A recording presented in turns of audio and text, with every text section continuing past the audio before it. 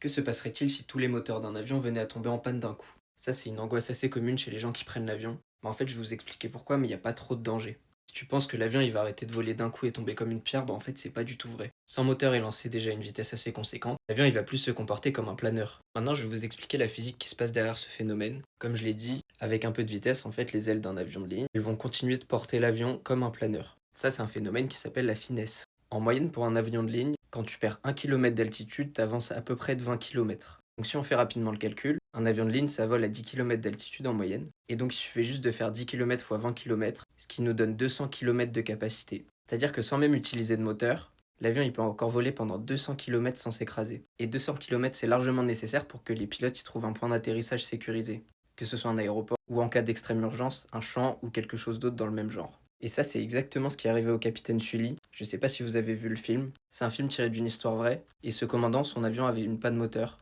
Et dans son cas, pour le coup, il n'y avait pas d'aéroport qui était en capacité de l'accueillir. Du coup, il a décidé d'atterrir dans la Hudson River. Je vous conseille grandement ce film, il est super. Et si ça peut vous rassurer par rapport à la sécurité en avion, bah c'est top.